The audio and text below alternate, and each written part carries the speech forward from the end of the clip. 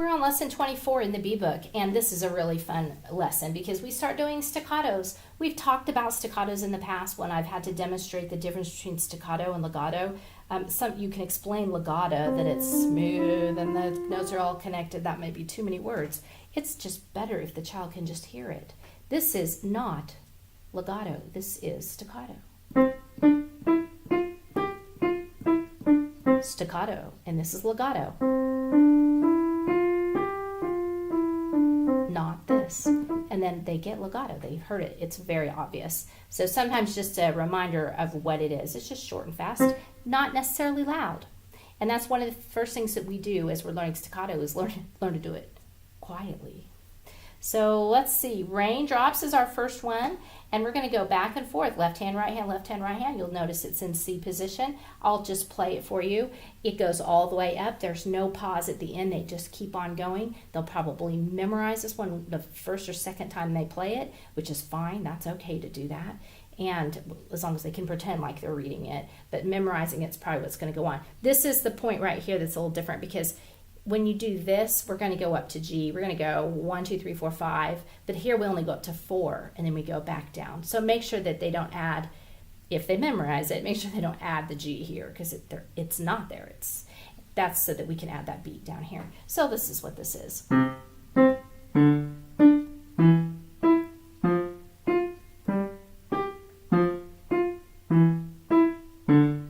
Next line, no pause there. Top note, back down, C, C, C, and it keeps going. All right, so that's the demonstration. Notice the dot, we just call it a dot. Here's Cracker Jack, and this one also is staccato. We're adding thirds to this one. We start with the right hand, and we're gonna do the chord staccato. They might wanna practice that a couple of times. Can they do the chord staccato? Staccato is, we move our finger quickly, so the finger moves quickly, the hand moves, and the wrist moves, and even the whole arm moves slightly. Everything moves just a little bit. So we use everything just a little bit, and that's the best way to get going on staccato. This one's kind of cute. It's like this. Notice it's forte here all the way through.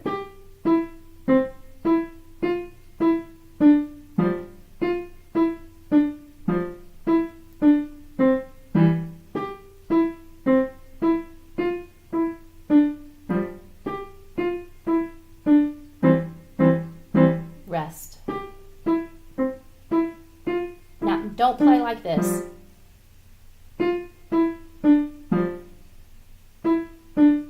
That's not right. You're adding a rest there. When they're first learning to play it, add a rest. Obviously, they're going to need to pause to prepare so they can play the right note.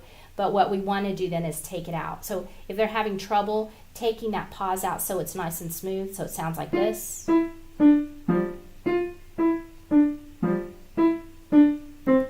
So they're hitting every single beat. The best way to do that is to get them to play this slower. If they can play this slower, it gives them a little more time to prepare.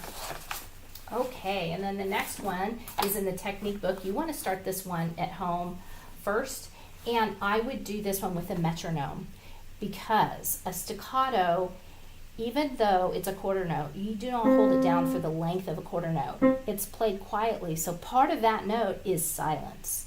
That makes this rest longer. You hear it longer than it actually is because you hear part of that quarter note as dead silence. So it's a little bit trickier to count. It gets you into trouble at the very end because you have 3 rests here. You've got a quarter and a half rest. And if you're not counting out loud or saying rest between each note, this is going to be it's going to be nearly impossible to measure because you got to go back and play that again. So I would always play this with a metronome. I've got it set at about 100. That's probably okay. You may want to start it like everything I tell you. Don't start at the speed I tell you I'm playing it. I would have them start slower and work up to that speed. This is a goal, so start a lot slower. Rest, rest, rest. Oh, I did it wrong. I'm going to do it again. Rest, rest, rest, rest, rest, rest, rest, rest, rest, rest, rest, rest, rest, C, G, C, rest, rest, rest. Hear that dead air? You hear the tick? You're supposed to hear a tick. You don't play on that tick.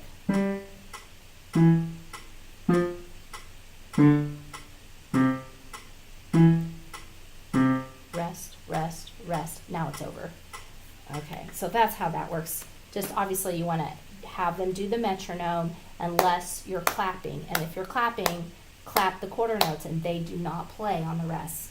I heard one parent say once that it's when they were trying to teach their child what that rest was, they didn't think the child was really getting it.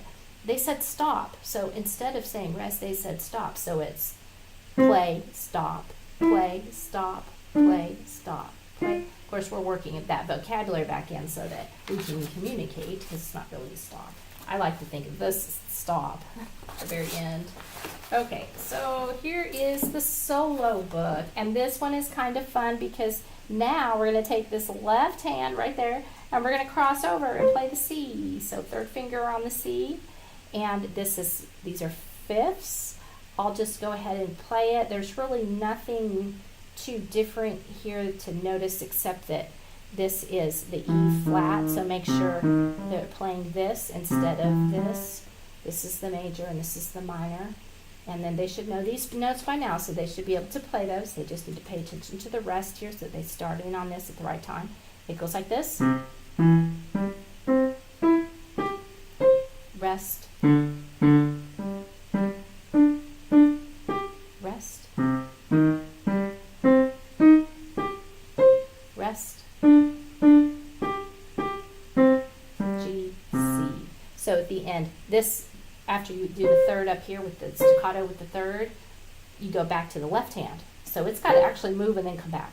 But when you do it the second time, this hand really is done. So you do this and then you go right back to this hand. G, G, C, G, C. So all right, that one is good. And that's it with this one. Obviously I played that really fast. They want to do that for me a lot slower. We have also 4 worksheets to do. We're still practicing filling in the names of the letter names. So go ahead and have them review a bit.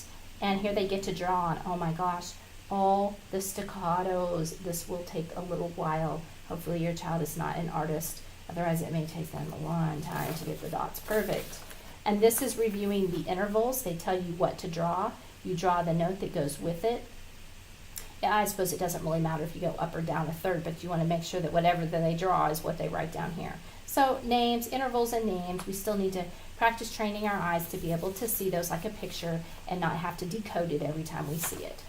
And the last one, here staccato is the opposite of legato. We've talked about that before. And then they just do the letter names below. Oh no, here it's saying write S for staccato and write L under legato. So they would be writing an S under all these and an L under all those. That seems like quite a bit. If you also want to have them do the letter names instead, that's okay. I think that they get the difference between staccato and legato, so this one's not as important. This one you might have them like maybe circle the staccato notes to help their eyes see the dots. The dots are real. We need to be able to see those. So, all right, and that's this week. Have a good one.